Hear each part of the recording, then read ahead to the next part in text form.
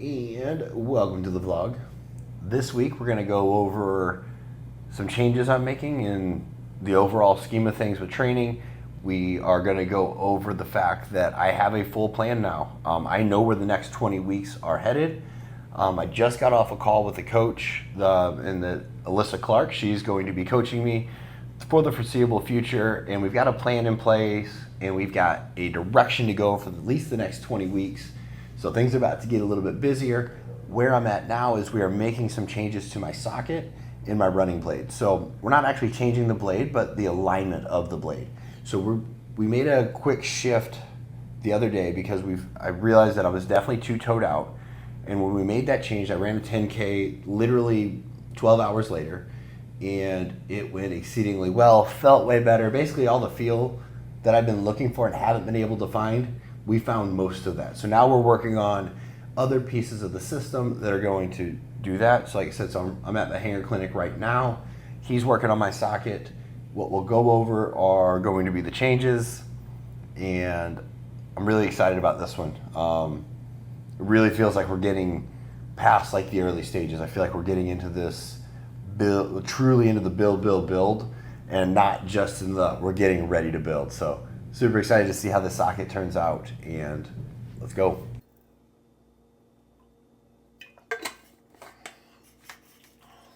All right, good morning. So we were in the prosthetic office yesterday. We were working on the trim line specifically on my prosthetic, on my socket, the goal being more knee flexion. Like I already said, we were working on some alignment stuff last week, and that's gone really well. So what we ended up doing, so a trim line on a prosthetic, if you're unfamiliar, it's just these lines, like where the socket has been trimmed down to. These are trim lines. And so it's kind of a game of give and take, where it may sound obvious. Like what we ended up doing is my prosthetist took about a 1/4 inch off the back and a little bit more towards the inside. So that sounds like a duh, maybe, but if you're really unfamiliar, this process it's a give and take. Like you can't just have lower and lower and lower trim lines without consequences in the front side, stability, X, Y, and Z. So that's kind of the game that you play in this one. And so we can't just hack off a whole bunch because it cannot be added. It can always be, a little bit more can be taken, but no more can be added once the socket is made. So we're going to go test it out. To be honest, our plan is, unless something major comes about, we're going to run on it for about 2 weeks without any adjustment. And then we'll reconvene and figure that out. So nice, easy run. This morning it is going to be either raining or feel or look like it's raining. It's a little after 6 a.m. right now, but it's definitely going to be raining. We're going to be in a stretch this week where it rained yesterday. It will rain today. I don't even know what today is. Holy cow. Wednesday. It's going to rain on Thursday and Friday as well. We've got just a lot of rain right now. So yeah, so let's go knock this out. Let's go get our first feel on all of this, and I'll let you know.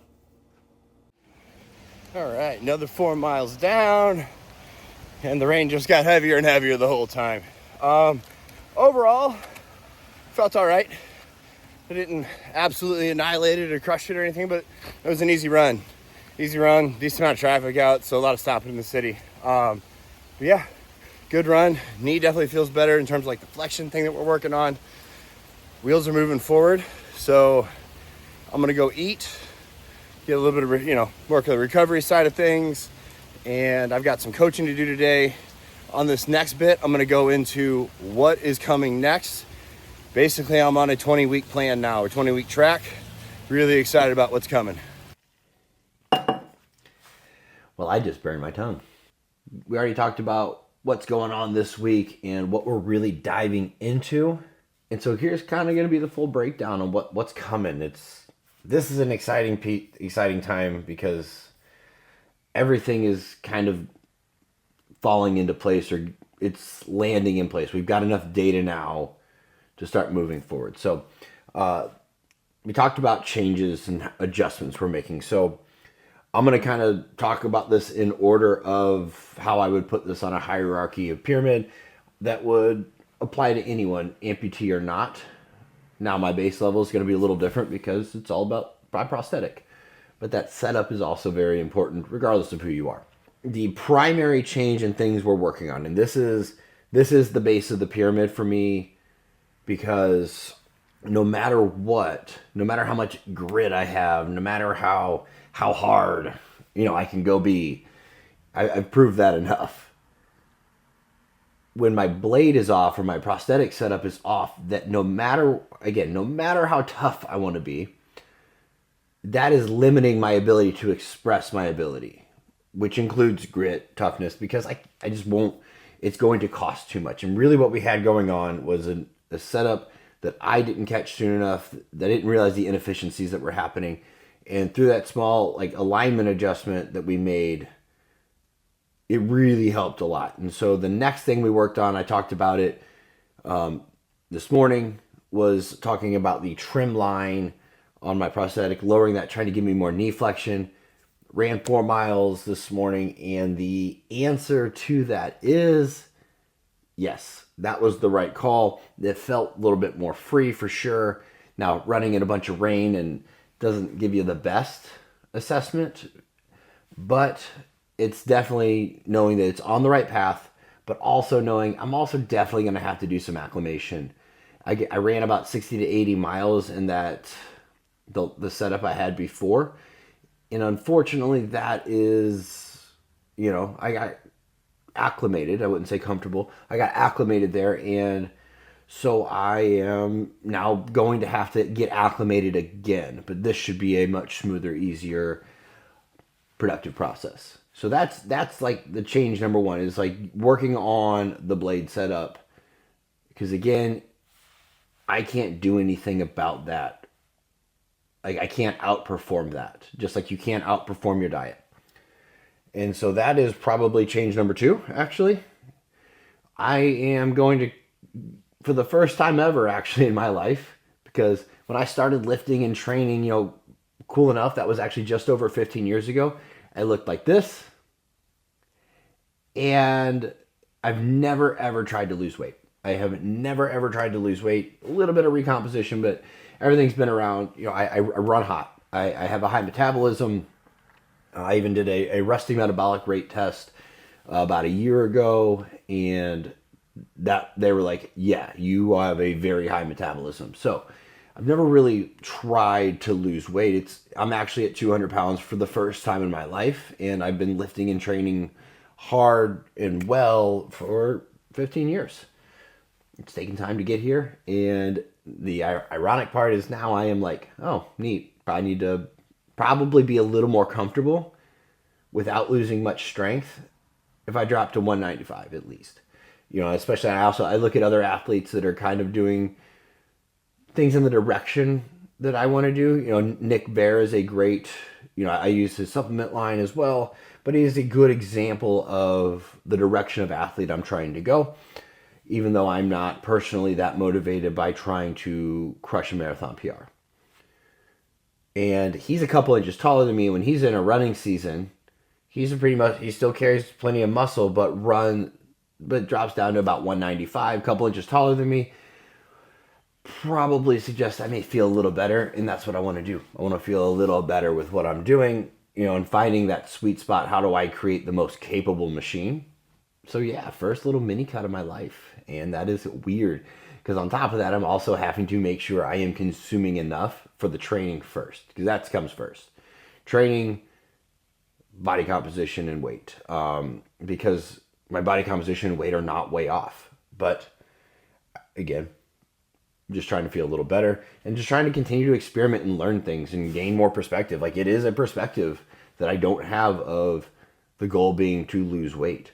And while it's a soft goal, more of a byproduct, trying to find what's the minimum level I need to consume to train is really what I'm looking for right now. So running some adjustments on that one. If you are interested in that side of the coin, you want me to dive into that a little bit more, I am not a nutritionist. I have been taking care of and diving into mine and others people's nutrition. I was 24, so 11 years. So I've been doing it for a long time, and I've I'm really happy with the relationship I have with food and the way I've developed it. So again, if you got interest in that and you want to make that a featured part of, drop it in the comments. So that right there, those are like the two primary changes. And changes after this is kind of a soft word because it's more just like we're setting a course. I love the quote, to a ship with no port in mind, all winds are bad winds. And I don't like that. Now, granted, I knew where I was going, but now we actually have some timelines. And so right now I am starting a 20 or 21 week block targeted to 3 races. So I've got 3 races now lined up that I'm planning on doing, and I'm going to break those down, how they factor into the grand scheme of things. And yeah, I'm actually just really excited about that. And then I get to talk and brag on how excited I am that this coach has decided that she's willing to work with me. So that's just a cool thing because she's rad and extremely talented on both sides of the coin as both a runner and a coach. So first race, I already said that I had already kind of put this one in another one, but June 19th, I'll be out in Tahoe for the first time ever. Broken Arrow Sky Race. And for the grand scheme of things, I love that this is the first thing we're diving into, and I'm loving that we can dive into it so fast. So the Broken Arrow Sky Race that I'll be doing is 18K to 11.2 miles. It's an elevation race. It's not a distance race. In those 11.2 miles, there's 3,650 feet of vertical gain. Looking at the elevation map, almost all of it comes in the first 4.5 miles. So it is up, and then we're down with I have one small climb in the back half between miles 7 and 8. But so it dives into the biggest unknown we have about Sam as a running athlete, which is the elevation side and the terrain side. And that's also what draws me to trail racing so much more than road racing. Is I love the more athletic nature of it. I love the less predictable, it's not manicured sort of piece of that puzzle. I really, really enjoy that, and I'm going to enjoy that challenge, even though it's going to whip me, and I'm cool with that. So like, there's that side of it that like it gets us a touch on that one, but the second thing that I really like about it, for me, actually, trying to pursue, the hybrid thing, is that I get to leverage my strength a lot more on a race with climbing. That my strength is more relevant there. And so I want to use that to go get those experiences on top of that. So like that's also a really cool, fun aspect of it where I've never dove hard into endurance, but I can bring skills over and transfer and use them. But the biggest challenge here in this race, and the biggest thing we're going to be learning about, is my ability to descend. So it's really easy when you get to these races and everybody's looking at the climbing. And there's 2 pieces of that one. There's one that's a lot of management, but you can train the climbing a lot more outside of running. Like your strength program can help your climbing a lot more. There's Stairmasters, incline treadmills, X, Y, and Z. But for descent, there's no descending treadmill that I've ever seen. And in order to practice a descent, you got to go up a hill, sort of thing. And so plus, as a below-knee amputee, you need a lot of plantar flexion, ankle extension on a descent. If this is your shin, you're not climbing up. You're needing those toes to hang below, and that's where I don't have that on one side. So it also tends to be a lot more demanding on a amputee.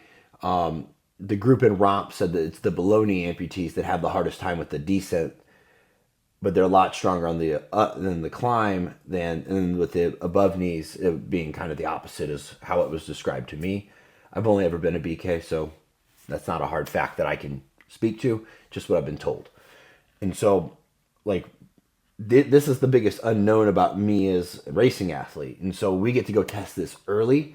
We get to find out where I'm at. We get to find out how I need to train, how big of a gap this is.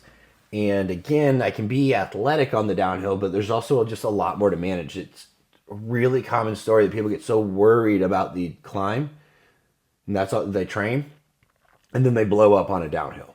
They blow up on a downhill, and their quads turn into bricks. And that's the story of the rest of the race. I'm expecting to get beat up by this race, to be honest. Like, it's going to be a big effort. It is going to be very out of my wheelhouse. So that's cool, though. So that is, and then on top of that, I'm going to hang out there for a week. It's going to be a couple of very fun vlogs to have, because it's going to be beautiful. It's going to be beautiful. I'm going to get to see some things. I'm going to get to meet a lot of people, learn a lot of things in the trail racing community, because there's like an event that's going on that week where I'll get to learn a lot. I'll get to train with some people. And then Western States 100 is right then. And I will be, as of right now, I will be staying there for Western States 100 and to see what may be one of the most insane 100-mile races that's ever going to happen with the level of runner that's expected to be there right now. So that's really cool. So that is June 19th. From there, I am going to be I'll be going up to Belleville, Wisconsin for a Badger Trail race, is what it's called, Stewart Tunnel 50K. And so now this is the first time I'll ever run ultramarathon distance. That's cool and exciting and fun, and I'm really looking forward to that. But I think we picked the perfect one, because actually this one is not very demanding from an incline standpoint. There's not a ton of climbing. It's distance. So in Broken Arrow, I'm going to feel all the up and down and those challenges. Here, I'm going to simply get a touch on the distance and what does it actually mean to run 50K, period. No other extras. It is a trail, but from everything I can see, it is not a big climbing event. So I love that. I think that's really a really lucky, fortunate, and wise way to go about this build. That is August 3rd, so I'll have some time after the 18K to leverage what I've learned there and all that training. But this is all building up to my A race, and that's going to be out in Virginia. This will be my second 50K, but really this is the one that's good to me. This feels like the first time I'm going to truly do the ultra the way I imagine this in my head and the challenge that I'm looking for, and to begin to gather that data on where are we taking this thing. And that is going to be the Grindstone 50K. It's in Virginia. Blue Mountain Ridge is what I'm seeing. Shenandoah Valley area. I got a buddy that he actually owns the coffee company of the coffee that I'm drinking, Postal Coffee Co. He's actually run this race, and he's like, yeah, that's a good tough one. It is just over 5,000 feet of climbing. Yeah, to me, this looks like the type of race I am trying to mess around with and trying to learn about and trying to get better at and get good at. So I'm really excited about this one. Again, it feels like this is what I'm actually trying to set myself up for, is these types of races. And I view this 3-race series as pure data collection. I'm planning on taking some L's. I know that I'm going to make some mistakes. I know that there is going to be things that I'm going to get done with and like, I could have done that better. But that's okay. Again, that's what we're trying to do and learn. And for me, I know enough about myself and my process, and I'm really fortunate. I'm really lucky for this, to be honest, because I know that I won't actually know where I want to take this until I have gone through the process required to get to the start line and start a 50-mile race. I don't know. Maybe it turns out 50K is my jam, and I just really enjoy that distance. Or maybe it's 50 miles, maybe it's 100 miles. Maybe I get done, I'm like, I have to taste a 100-miler. But it's also really easy to say that right now. Like, fuck yeah, there's tons of YouTube content on there about 100-milers. And it's really easy for me to sit there and be like, yeah, that's what I want to do. And I haven't even run a 50K. So it's not 100-mile or bust. It's not 50-mile or bust.